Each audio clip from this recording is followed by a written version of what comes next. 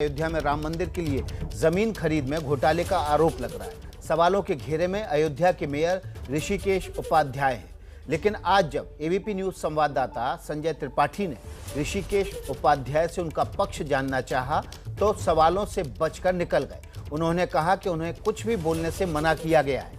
देखिए संजय त्रिपाठी की ये रिपोर्ट। गलत हो रहा है, कुछ भी बोलने सर। मेयर साहब, आपको क्या लग रहा है जो ये हो रहा है सब क्या गलत हो रहा है? आप इधर तो बोल दीजिए मेयर साहब,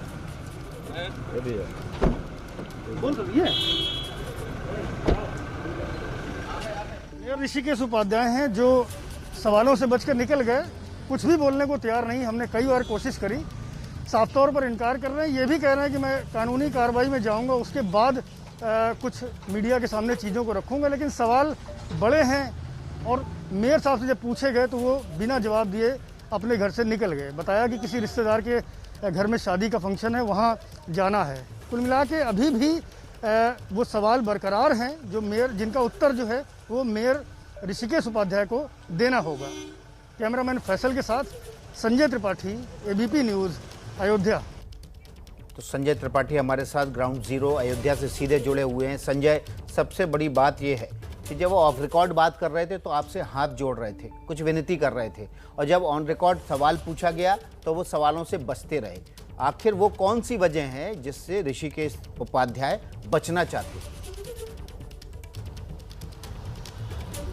देखिए विकास, साफ तौर पर ऋषिकेश उपाध्याय के रिश्तेदार इस जो ज़मीन की डील है जो विवादित है उसमें इन्वॉल्व नज़र आ रहे हैं, क्योंकि पहले भी रवि मोहन तिवारी उनके समधी का साला बताया गया। उसके बाद में उनका सगा जो भांजा है वो दीप नारायण बताया गया कि उसने एक लैंड की डील करी और सब पर सवाल खड़े हो गए। तो ऐसे में कहीं ना कहीं ये माना जा रहा है कि अपने प्रभाव का इस्तेमाल करते हुए ऋषिकेश उपाध्याय ने इन ज़मीनों को पहले अपने रिश्तेदारों और परिचितों के माध्यम से सस्ते में खरीदवाया और उसके बाद ट्रस्ट में उनकी जो अप्रोच है, पहुंच है, उसके ज़रिए इन ज़मीनों को ट्रस्ट को सीधे बेच दिया गया।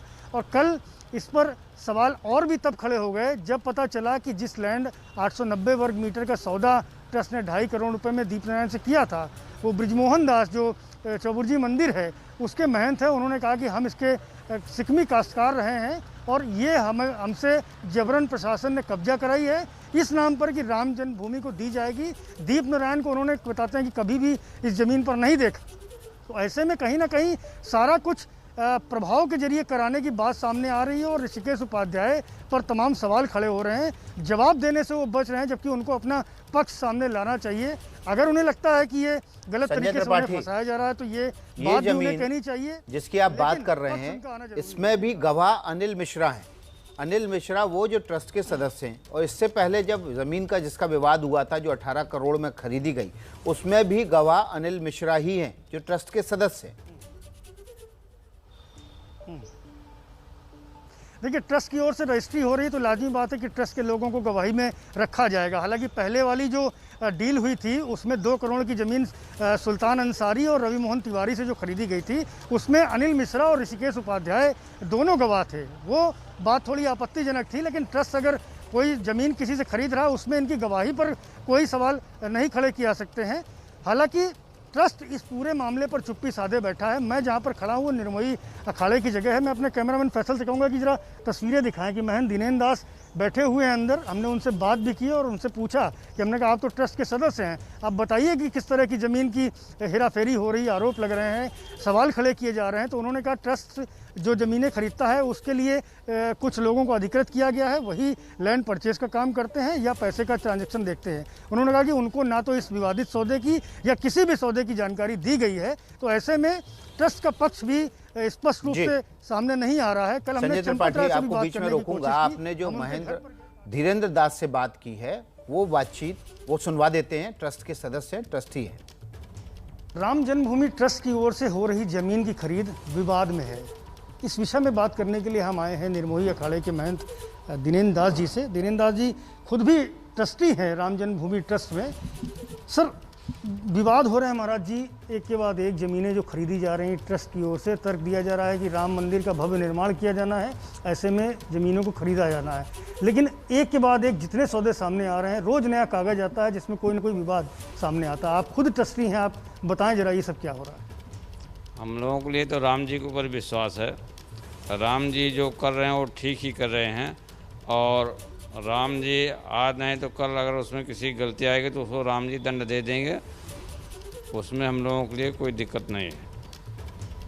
महाराज जी, जिस तरह से ऋषिकेश उपाध्याय जो अयोध्या के मेयर हैं, उनके रिश्तेदार सस्ती दरों पर ज़मीनें खरीद के ट्रस्ट को महंगे पे बेच रहे हैं, तो आप लोग भी तो ट्रस्ट में शामिल हैं, तो ये चीज़ें क्या आपकी जानकारी में नहीं आई? वो तो ज़मीन खरीदने बेचने का मामला जो है वो ये हमको नहीं मालूम है कहाँ किसने खरीदा है किसने बेचा है। ये बस इतने जानकारी हो कि हाँ ज़मीन दिया गया है। ट्रस्ट के सदस्यों में क्या चर्चा नहीं होती इसके बाद? जो भी ट्रस्टी हैं इस राम जन्मभूमि तीर्थ क्षेत्र ट्रस्ट में, उनमें आपस में आम सहमति नहीं बनती है? बोर्ड में प्रस्ताव पास नहीं होता या आप लोग को रखा नहीं गया उसमें? नहीं, और ट्रस्टियों में तो आपस में सब बातचीत हो चुकी थी कि हाँ जो स्थान इधर उधर उनको ज़मीन देने के लिए बात तय हो गई है, वो उसके लिए सब ट्रस्टी सब संतुष्ट हैं, उसमें कोई दिक्कत नहीं है। लेकिन जहाँ पैसा का लेन देन का मामला है वो हम लोगों की जानकारी नहीं थी। किनकी जानकारी में होता है इस तरह का जो डील करनी होती है पैसे की या ज़मीनों की? वो तो जो लेन देन करते हैं उन्हीं को जानकारी रहेगी। महाराज जी, आप बोल नहीं रहे कुछ, थोड़ा सा ये तो बता दें कि इस तरह की अच्छा जांच की जानी चाहिए कि नहीं की जानी चाहिए? हाँ, वो तो जिसे राम जी को विश्वास है, जो कोर्ट से शासन से जो भी निर्णय देगा हमारे ट्रस्टी लोग उसको मानने के लिए तैयार रहेंगे। तो राम जन्मभूमि ट्रस्ट के महामंत्री चंपत राय के खिलाफ आपत्तिजनक टिप्पणी को लेकर यूपी के बिजनौर में एक केस दर्ज किया गया। ये केस चंपत राय के भाई ने दर्ज कराया है। इस केस में 3 लोगों को आरोपी बनाया गया है। चंपत राय के खिलाफ फेसबुक पर आपत्तिजनक टिप्पणी की गई थी।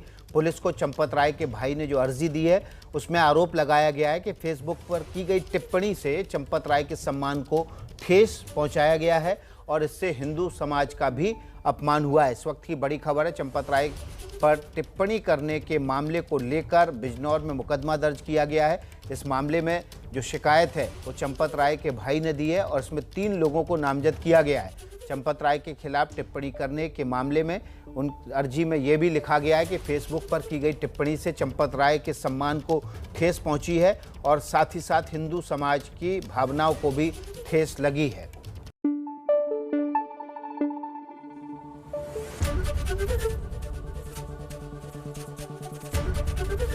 एबीपी न्यूज आपको रखे आगे।